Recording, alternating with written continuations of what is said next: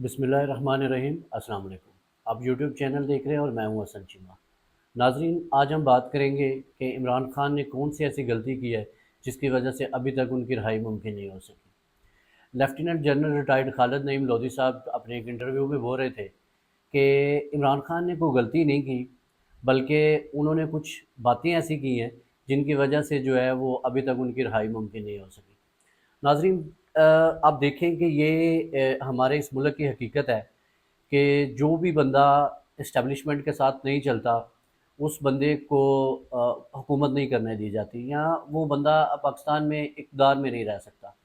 तो ये एक ऐसी हकीकत है कि जिसको एज़ ए पाकिस्तानी हमें जो है अब मान लेना चाहिए, या फिर ये है कि हमें जो है वो कुछ ऐसे इक़दामात करने की ज़रूरत है। बीइंग अ नेशन जो है वो हमें उन सियासतदानों को सपोर्ट करने की ज़रूरत है जो कि रूल ऑफ़ लॉ की बात करते हैं, जो ये कहते हैं कि इक़्तिदार का जो मामला है वो अवाम के पास होना चाहिए। अवाम जिसको इक़्तिदार में बिठाए, वो इक़्तिदार करे, वो रूल करे इस मुल्क पाकिस्तान को। दूसरा बंदा जो है वो इक़्तिदार में ना आए, जो कि बैसाखियों के सहारे जो है वो हुकूमत करे। अब इशू ये है कि खालिद नईम लोधी साहब जो है ना वो फरमा रहे थे कि इमरान खान ने जो सबसे बड़ी बात की थी वो ये थी कि एब्सोल्युटली नॉट। अब वो सिस्टम का हिस्सा है। देखें, वो इस फैमिली में थे ना, वो एक हाई रैंक पे एज ए लेफ्टिनेंट जनरल वो रिटायर हुए हैं। तो वो सिस्टम का हिस्सा थे, उनको पता है कि कौन सी चीज़ें कैसे जो हैं वो ऑपरेट करती हैं और कैसे कैसे मामला जो है ना वो इस मुल्क में चलते हैं। उनका कहना था कि एब्सोल्युटली नॉट कहना इमरान खान के लिए जो है ना वो सूदावर साबित नहीं हुआ, क्योंकि जो पावर्स हैं, जो वर्ल्ड पावर्स हैं, वो इस तरह की बात जो है ना वो बर्दाश्त नहीं करती।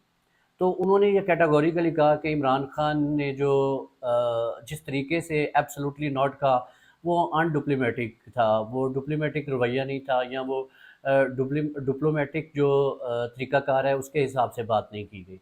फिर वो बोल रहे थे कि फ़ौज जो है वो एक अदारा है। एज़ ए अदारा जो है वो फ़ौज की जो थिंकिंग है वो बिल्कुल डिफरेंट होती है, और एज़ ए इंडिविजुअल जो है वो थिंकिंग डिफरेंट है। तो आप देखें कि उन्होंने बोला कि इमरान खान साहब से एक ये भी गलती हुई है कि उन्होंने जो है ना फ़ौजी तनसीबात पे जो है ना वो हमला किया। यहाँ उनके कारकुन जो थे उन्होंने जहाज़ वग़ैरह या जो भी फ़ौजी तनसीबात थी उस पे हमला करके, ये भी एक नेगेटिव इम्पैक्ट गया फ़ौज के अंदर इमरान खान के बारे में। हालाँकि इमरान खान साहब जो है वो ये बात कर रहे हैं कि जब फ़ौज ने मुझे गिरफ़्तार करवाया, तो ये एक नॉर्मल बात थी कि रिएक्शन आना ही आना था, क्योंकि अवाम को पता था कि मुझे गिरफ़्तार करवाने के पीछे कौन-सी पावर्स जो है ना वो इन्वॉल्व है।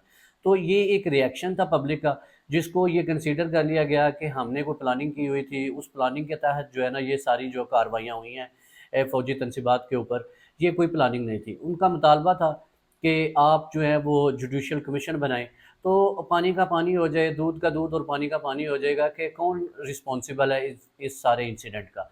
तो अगर जुडिशियल कमीशन जो है वो ये कह दे कि जी इमरान खान ने प्लानिंग की थी, या वो सारे मामला जो है वो इमरान खान की वजह से हुए हैं, तो फिर ठीक है। लेकिन क्या जुडिशियल कमीशन बनाने में गवर्नमेंट को या अदारों को कोई मसला नहीं होना चाहिए? जुडिशियल कमीशन बन जाए तो सारी हकीकत जो है वो सामने आ जाएगी।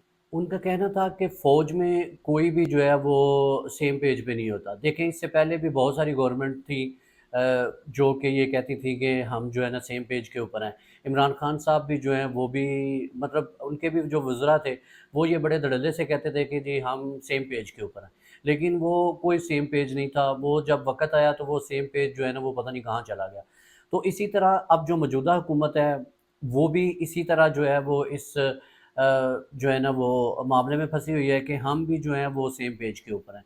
लेकिन शायद ये भी जो है जब इनका इक़्तिदार ख़त्म होगा, इनकी जो हुकूमत है वो ख़त्म होगी, तो ये भी बहुत सारे गिले-शिकवे इस एस्टेब्लिशमेंट से करेंगे, सारे मामला जो हैं ये खुल के सामने आ जाएँगे कि कौन-सा सेम पेज था और कौन-सा नहीं था।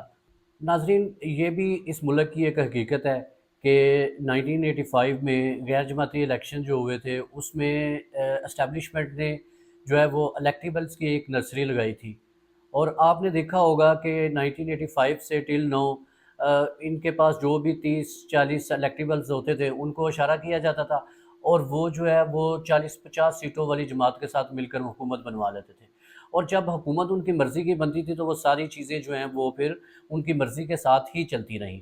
آج تک جو ہے وہ صورتحال جو ہے وہ اسی طرح سے ہی ہوتی رہی ہے کہ ان کے پاس الیکٹیبلز ہوتے تھے، اور الیکٹیبلز کو جس مرضی پارٹی کے ساتھ ملا کے وہ حکومت بنوا لیتے تھے، اور اس طرح سے ہی اس سسٹم کو جو ہے نا وہ اس ملک کو چلایا جاتا رہا ہے۔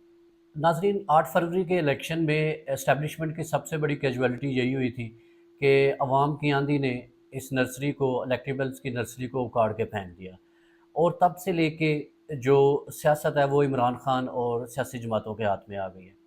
اگر آپ کو اس ڈاؤٹ کو ختم کرنا ہے یا اس شک سے نکلنا ہے تو آپ کے پاس ایک سنہری موقع ہے کہ PP 52 کا جو الیکشن ہے اس کو آزادانہ ہونے دیں، اور عوام کو یہ جاننے دیں کہ اصل حقیقت کیا ہے۔ اگر اس الیکشن کو بھی ریگ کیا گیا تو پھر عوام کو پتہ چل جائے گا کہ اصل پاور جو ہے وہ کس کے پاس ہے، پھر کیا فرق پڑتا ہے کہ کون جیتا ہے اور کون ہارا ہے۔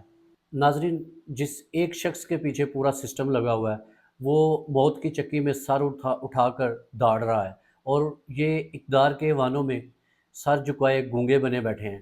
فتح اور شکست کا اس سے بڑا پیمانہ کیا ہو سکتا ہے؟ اپنا اور اپنے چینل کا خیال رکھیے گا۔ اللہ حافظ۔